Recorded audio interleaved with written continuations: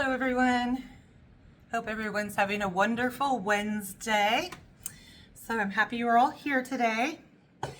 So I have a question for you. How many times while you're job searching and putting out resumes, how many times are you rewriting your resume? If you say none, Christy, I'm just sending my resume. What are you thinking? This video may be helpful to you. So let's stay tuned here. But first of all, I wanted to read you guys something that I saw this morning that really kind of gets you going on. You might want to get out there and learn some AI.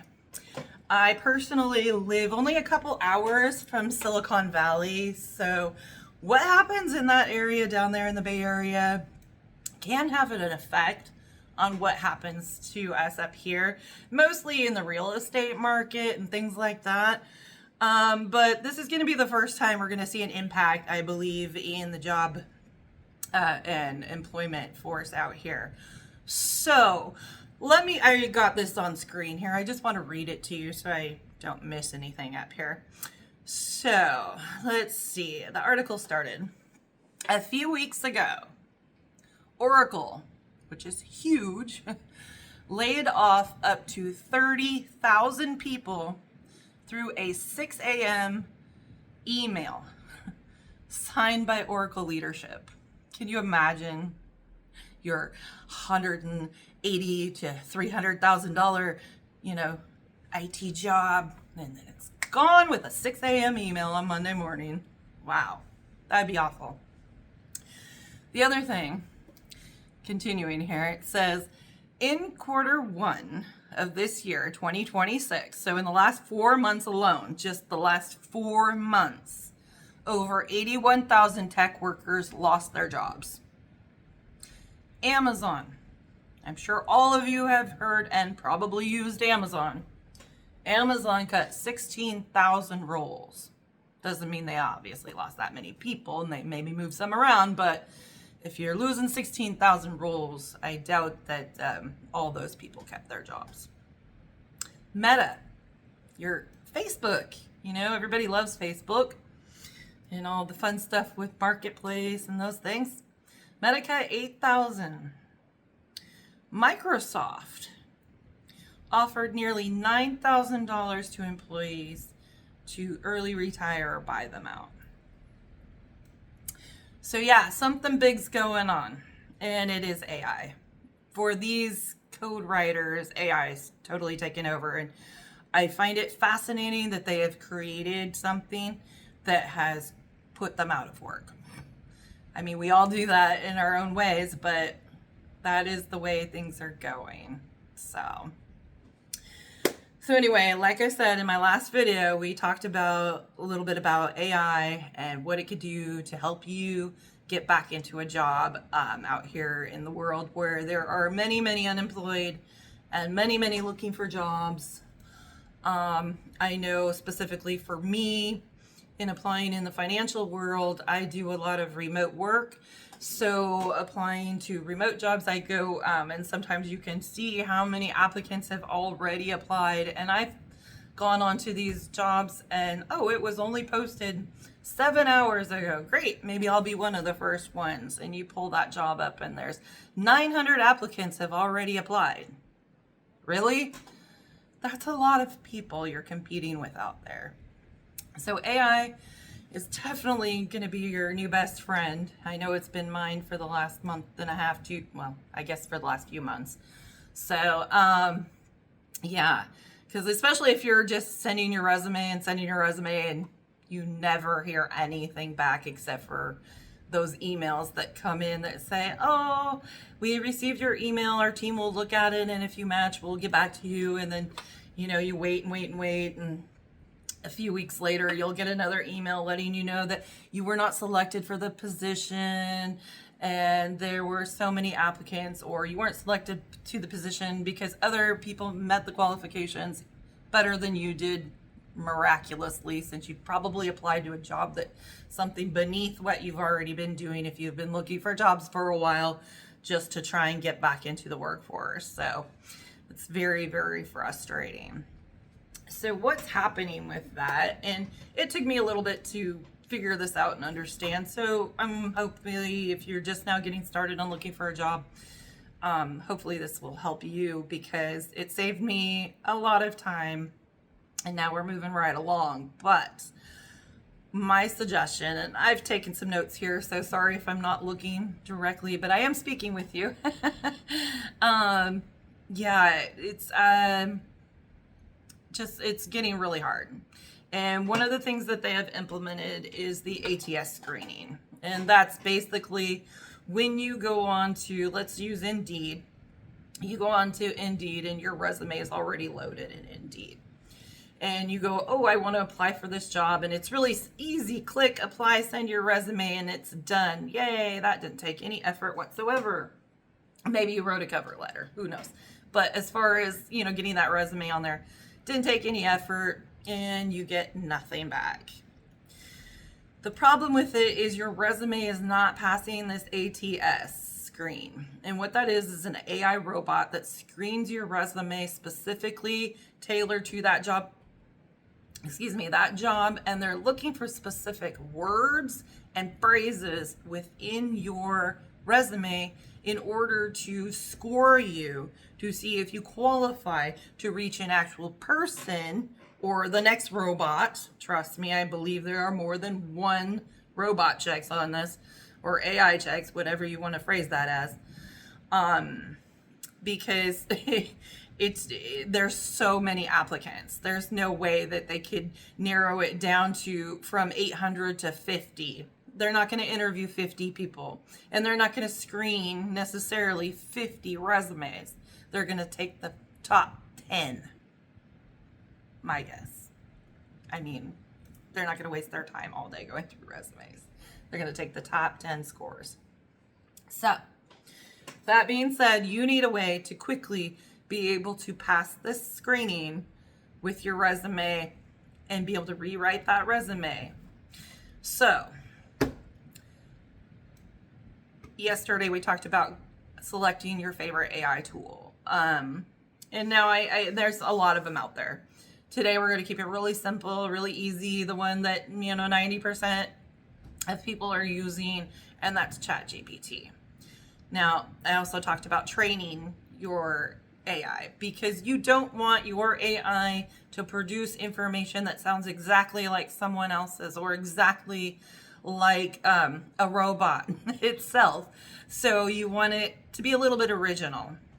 So 2 ways to do that. One is, after training, you're going to want to, make sure you give it who your personality is, give it styles of your writing, all that kind of stuff, and get it to know who you are. And I know that sounds really strange because it's not real, but it can learn from things. So that's where we're going with that. Once you do all that, what you're going to do is you're going to have a master resume. This resume is going to contain everything you have, all your skills, all your jobs and dates, all your education, your certifications, your what tools you use, what platforms you are familiar with, anything like that. Anything that is pertinent to jobs in your field, you're going to want to include it in this, what I call like the master resume.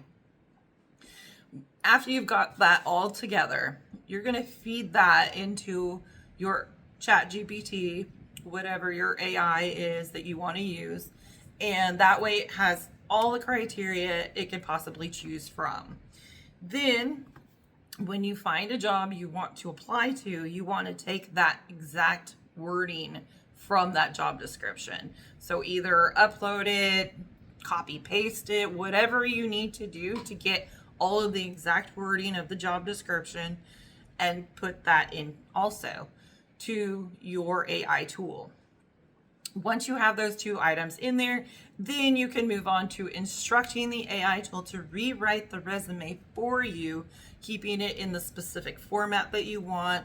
I typically say ATS 2-page format, using details, keep my phrasing and my wording.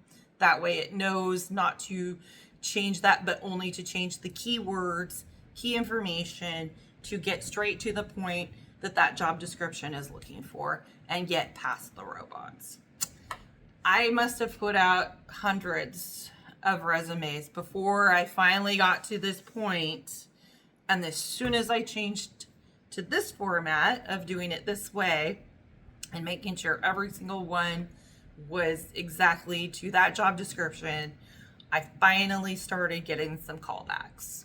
Finally started getting, an actual person or representation of a person, because sometimes you're still not sure if it's an AI or not, depending on if you're receiving email or text messaging.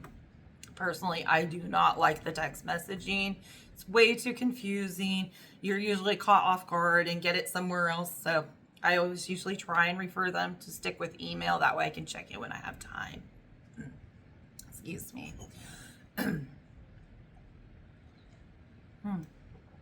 Sorry about that. So with that being said, your now AI tool, your ChatGPT, is going to produce out for you a new resume. What you want to do is not just copy paste and send that sucker off, because the AI is not perfect. So what you're going to do is you're going to take that information. I always take it, screen it real quick, make sure it's mostly correct, and then I copy paste it over into a Word document. From there, I can scrutinize, go through every single line, make any adjustments that are needed. Sometimes I have to change the font size because they've got it way too big on, my name's like, 28 font on the top. I don't think that's necessary. So there are adjustments you can make. Then make sure it has the information correct, especially if you're using dates for your job. Sometimes it just doesn't copy over the information exact. I don't know. Sometimes it, has a bad day. I really don't know. I've given it, where mine is printed out 2 resumes for me, perfectly great and everything. And then I've gone to the 3rd job description and loaded that up for it. And then it's giving me a whole jumbled mess that it's mixing things up. And oh man, if I would have just sent that, I wouldn't have looked like I really should be in that position. So always, always, always double check, reread, even if you want to go through it and then send it back through to anything like that. Send it back through, have it fix it even more, whatever. Play around with it until you get to that resume that looks sharp, looks comfortable to you, looks like something you would have written, which is important, because I did find out, especially if you're going to be doing cover letters and using AI to help you write your cover letter, make sure you change phrasing and wording, because what's happening now is as soon as it gets through that ATS and over to the recruiter, and the recruiter's got a stack of resumes, they pick it up, they look right at the cover letter, and if they've read that sentence already 100 times, gone. They don't even look. So I always try and make sure that first sentence is completely original, completely introducing myself or something like that, so that they know right off the bat that real eyeballs have seen it and it wasn't just generated off of AI or out of a robotic type thing, and it sounds original. So there's a lot to this resume thing these days, and there just was making sure you had all your dates and your job descriptions written out correctly. And then one last thing with the resume, as far as your job descriptions, make sure, especially depending on where you're at in your career, for me, finance and things like that, they don't want to know that, oh yeah, I know how to enter formulas in Excel. I use Excel to help track blah, blah, blah, so that way they understand that you know how to use the things that you're saying. If you just give them kind of a grocery list of, I did this, this, this, and this, I did this, this, and this, they kind of look at it like, well, okay, great, but how did that implement into the work you were doing? So if you were, like I said, if you just say, oh, I did data entry. So I optimized a data entry workflow where I took X, invoices to this X step, and then, whatever it is that you do, it's really hard for me to, give descriptions because everybody has a different job. Everybody's done different things in different ways. And basically they just don't want you to give them the generic list like I can do and check the little boxes. They want to know who you are. All right, so that kind of covers a bit of resumes. I know sometimes I talk fast and I have ADHD, so sometimes I talk in circles and I might not make some sense. So please, in the comments down below, ask your questions. I'll be happy to answer anything. If you want to know more about training your AI tools, we can talk more about that. Like I said before, though, I'm not an expert or a pro. I just went to webinars and I read a lot, and I've learned what phrasing and things to give it to have it produce. So we can do more videos on that. If there's specific other things you would like me to talk about in this journey, and if I have experienced them or I have an opinion on them, I will be more than happy to do videos on those things as well. And also if you guys have any information for me, I'm out here, trying to learn, trying to survive and do my best. And I'm always open for any kind of information you can provide or any experiences you want to share that can help me and others here. It'd be really appreciated. And yeah, so I guess good luck training your AI and doing your rewrites on your resumes, and hopefully we can get some new jobs and get back into the workforce. Also, don't forget SKOOL with Common Sense Method, is my coach, and they are doing a Q&A on Saturday, this coming Saturday. So you can ask questions and things about anything related to YouTube and how to get a channel going. I have a bunch of questions for them as well. I'm going to put the link to SKOOL down in the comment section. So if you are interested in starting a YouTube channel, or you need help with your YouTube channel, or you just want to hang out and learn, and maybe you have something to input, I don't know. Maybe you've been doing this a while as well. So make sure to check that out. So, all right. Looking forward to reading all your comments and hearing from you all. Have a great day.